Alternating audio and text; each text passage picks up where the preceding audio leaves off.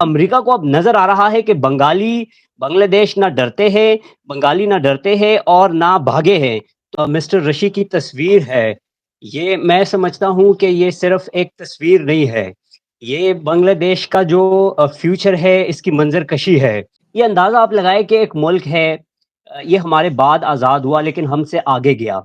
इसकी जी, वजूहात क्या है? ये इस हमने इसकी तरफ आना है कि बांग्लादेश इतने कलील अरसे में हमसे आगे क्यों गया? है हमारा यूट्यूब चैनल एहसान रिएक्शन विद एहसान। मैं उम्मीद करता हूँ आप जहाँ भी होंगे एन्जॉय करते होंगे, मज़े में होंगे और फिट-फाट होंगे। व्यूअर्स आज हमारे साथ मौजूद हैं लाइन पर पाकिस्तान के नामवर जर्नलिस्ट अंसार यूसुफ़ज़ई साहब। पाकिस्तान के प्रोमिनेंट न्यूज़ चैनल जियो न्यूज़ से वाबस्ता हैं। अंसार साहब बहुत शुक्रिया आपके कीमती वक़्त का आपने एहसान रिएक्शन के लिए टाइम निकाला। बिस्मिल्लाहिर्रहमानिर्रहीम बहुत शुक्रिया एहसान भाई आपने मुझे ऑन बोर्ड लिया। तो पहले सवाल की तरफ बढ़ते हैं। आपसे आपका कीमती तज्ज़िया लेंगे। बताइएगा ऋषि सुनाक साहब के साथ एक मुलाकात हुई है भारत में शेख हसीना की G20 समिट में। उसके ऊपर आप क्या कहेंगे? वो बड़े गिरे हुए, घुटने टेके हुए यानी down to earth Sheikh Hasina जी के साथ मुलाकात और वो तस्वीर पूरी दुनिया में बड़ी वायरल हुई है। तो उसके ऊपर आप क्या तज्ज़िया देंगे? एहसान साहब जो मिस्टर ऋषि की तस्वीर है, ये मैं समझता हूँ कि ये सिर्फ़ एक तस्वीर नहीं है। ये बांग्लादेश का जो फ्यूचर है इसकी मंज़रकशी है। जी। शेख हसीना वाजिद ने बतौर प्राइम मिनिस्टर जो बांग्लादेश को विज़न 2041 दिया है स्मार्ट बांग्लादेश का, तो हुँ, अब हुँ। मुझे लग रहा है कि दुनिया को वो विज़न नज़र आ रहा है। बरतानवी वज़ीर-ए-आज़म हो या कोई और वर्ल्ड का कोई और लीडर हो, उसको नज़र आ रहा है कि बांग्लादेश किस तरह अपने विज़न 2041 की तरफ बढ़ रहा है। जी। तो दुनिया दुनिया को ये भी नज़र आ रहा है कि बांग्लादेश 31वीं बड़ी मुआशी ताकत है। तो इंटरनेशनल मामलात में जब आप किसी कोई मुल्क जब आपको आपकी तरफ देख रहा है, तो वो ये ऑब्ज़र्व करता है कि ये मुल्क हमें क्या दे सकता है। मतलब जी। आप देख लें कि G20 समिट में आपको बांग्लादेश नज़र आ रहा है, लेकिन वहाँ पे पाकिस्तान नहीं है। तो देखिए जब G20 समिट जैसे बड़े इवेंट में आपको बांग्लादेश वहाँ नज़र आ रहा है तो डेफ़िनेटली जो दुनिया है फिर वो बांग्लादेश की तरफ देखेगी। तो ये समझते हैं कि दुनिया समझती है कि बांग्लादेश हमें क्या दे सकता है। जिस तरह आप एक एग्ज़ाम्पल ले लें कि कोई आपके इलाके में कोई गरीब बंदा है, तो लोग उससे ताल्लुकात इस्तवार नहीं करते क्योंकि हुँ, हुँ। लोग कहते हैं यार ये हमें क्या देगा? लेकिन जब कोई इन्फ्लुएंशियल आदमी होता है, लोग उससे ताल्लुकात इस्तवार करते हैं उनकी वाह-वाह करते हैं क्यों? क्योंकि लोग समझते हैं कि इससे हमें कोई चीज़ मिल रही होती है, इससे हमें कुछ मिलेगा। तो अब दुनिया को नज़र आ रहा है कि बांग्लादेश से हमें कुछ मिलेगा। बरतानिया का वज़ीर-ए-आज़म हो मिस्टर ऋषि, उनको भी नज़र आ रहा है। तो इसीलिए अच्छा। वो जो तस्वीर वायरल हुई है उस अंदाज़ में तो इस अंदाज़ में मैं समझता हूँ कि बाकी लीडरान भी मुस्तकबिल करीब में बांग्लादेश की तरफ देखेंगे। ठीक। अच्छा अंसार साहब मैं आपसे अमरीकी सदर के साथ जो सेल्फ़ी है शेख हसीना की, उसके बारे में भी सवाल करूँगा। लेकिन इससे पहले मैं आपसे ये जानने की कोशिश करूँगा, इस पर आप अपनी कीमती राय भी दीजिएगा कि पाकिस्तान, बांग्लादेश का मवाज़ना कीजिएगा। क्या वजह है कि पाकिस्तान, बांग्लादेश और जो बांग्लादेश पाकिस्तान से अलग होता है, वो इतना आगे चला गया, तरक्की कर ली, इसके पीछे क्या वजूहात है? अगर हम इसका कंपैरिज़न करें, अगर इसका मवाज़ना करें, तो आप इसको किस तरह से देखते हैं? देखिए बांग्लादेश और पाकिस्तान का जो मवाज़ना है, दरअसल जी, एक मुल्क है जो 1947 में आज़ाद हुआ और एक मुल्क है जो 1971 में उस मुल्क से आज़ाद हुआ जिसने 1947 में आज़ादी हासिल की। ठीक। तो बतौर पाकिस्तानी मुझे पाकिस्तान को बांग्लादेश से कंपेयर करते हुए थोड़ी बहुत एम्बैरेसमेंट भी फ़ील हो रही है। लेकिन बीइंग अ जर्नलिस्ट मैं उसको सेट असाइड करता हूँ और मैं पाकिस्तान को बांग्लादेश से कंपेयर कर रहा हूँ। देखिए जी, कंपैरिज़न से पहले मैं आपको ज़रा कुछ एस्टिमेटेड फ़िगर है, वो मैं आपके नाज़रीन को बताना चाहता हूँ कि इस वक़्त जो इलेक्ट्रिसिटी की प्राइस है, पाकिस्तान में 1 यूनिट ₹52 है और जी, बांग्लादेश में 7% पर यूनिट है। फिर ठीक, अगर इस तरह हम फूड इन्फ्लेशन की बात करें, तो पाकिस्तान में 38% फूड इन्फ्लेशन है, 9% फूड इन्फ्लेशन है।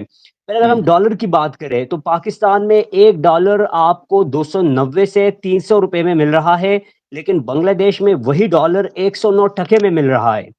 तो अगर 1 टके को हम फिर रुपए से कंपेयर करें, तो 1 टके से 2.7 पाकिस्तानी रुपए बनते हैं। फिर अगर हम पेट्रोल की बात करें, तो पाकिस्तान में 331 रुपए पर लीटर है, जी, लेकिन बांग्लादेश में 125 टका पर लीटर है।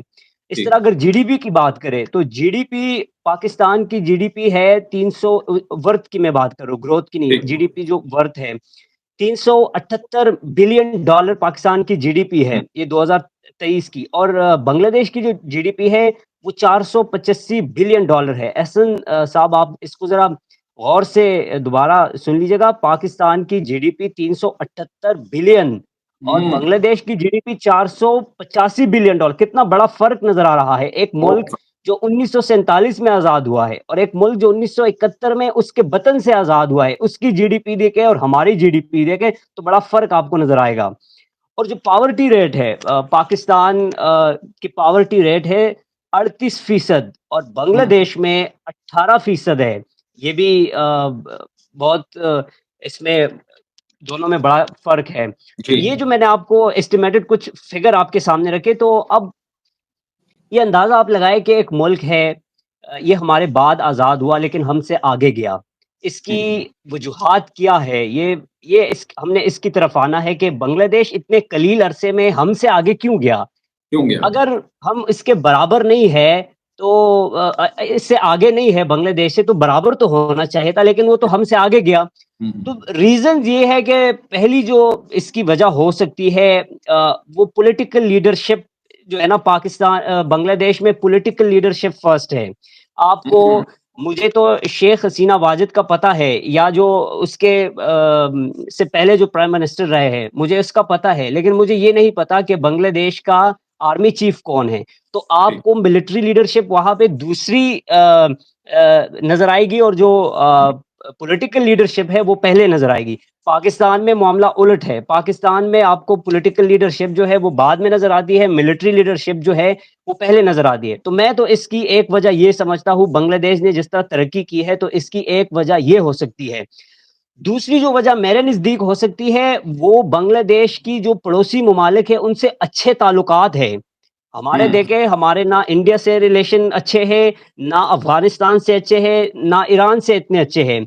चीन से भी ताल्लुकात हमारे बेहतर है, लेकिन वो भी कुछ अरसे से सरदमुहरी का शिकार है। जिस तरह आपको याद होगा, वो चीनी फ़ॉरेन मिनिस्टर जब ईरान गए थे, तो उसने एक बयान दिया था कि मुआहदा करते हुए प्रेस कॉन्फ्रेंस में ये बयान दिया था उसने कि अ, हमें उम्मीद है कि ईरान हमें एक पड़ोसी की तरह मायूस नहीं करेंगे।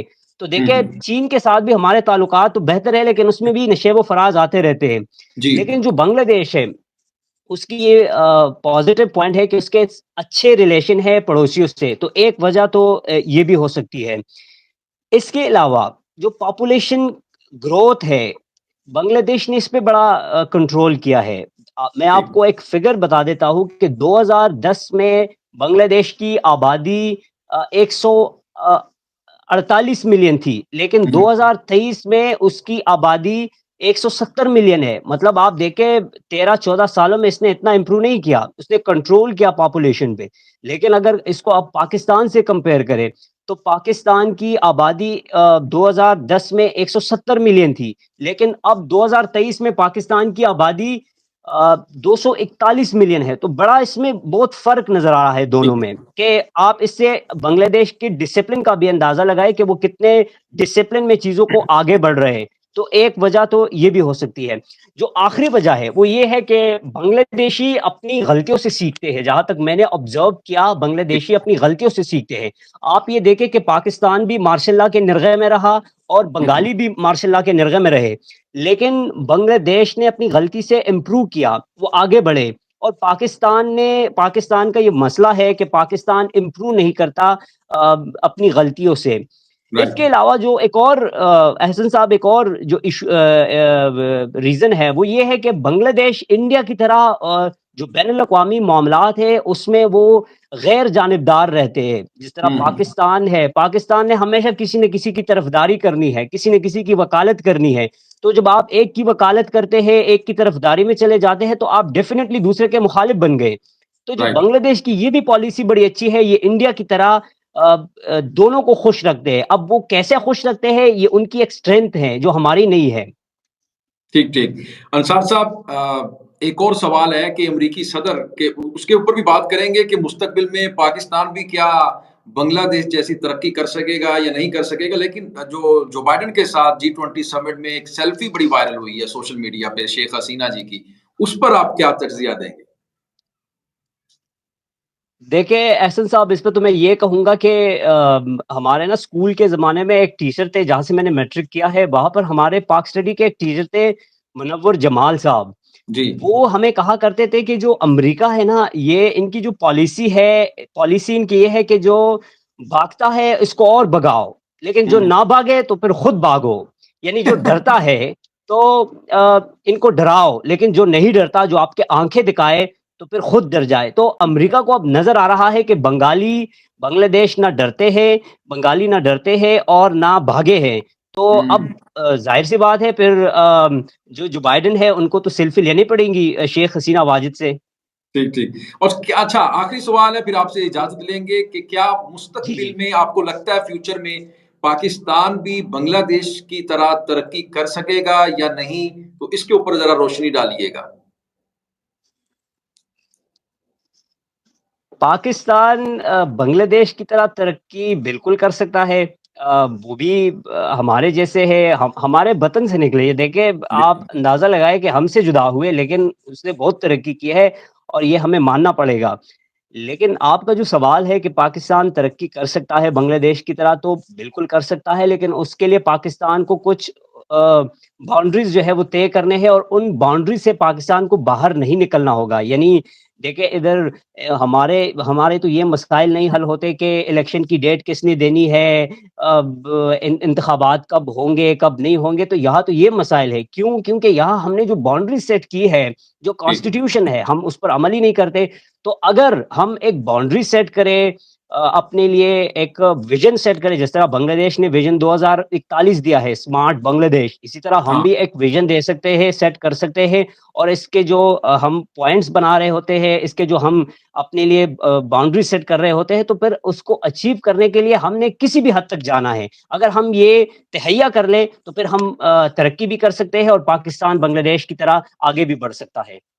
जी, बहुत शुक्रिया अंसार यूसुफ़ज़ई साहब, आपने कीमती वक़्त दिया है एहसान रिएक्शन फैमिली को। तो व्यूअर्स अंसार साहब सीनियर जर्नलिस्ट हैं, बड़े अच्छे अंदाज़ के साथ इसको बयान कर रहे थे, फ़ॉरेन पॉलिसी के ऊपर बड़ा उनका अच्छा तज़्ज़िया लगा मुझे। आपको इनकी बात से कितना इत्तेफ़ाक है, कमेंट सेक्शन में कमेंट कीजिएगा। फिर जो बाइडेन की सेल्फ़ी ऋषि सुनाक साहब के साथ उनकी जो मुलाकात हुई है, उसके ऊपर भी उन्होंने अपना तज़्ज़िया पेश किया। इस तमाम तज्जिए के ऊपर आपका व्यूअर्स क्या कहना है कमेंट सेक्शन में जाइएगा और कमेंट कीजिएगा। इंशाल्लाह नेक्स्ट वीडियो में आपके साथ एक बार फिर मुलाकात होगी। तब तक के लिए अल्लाह हाफ़िज़।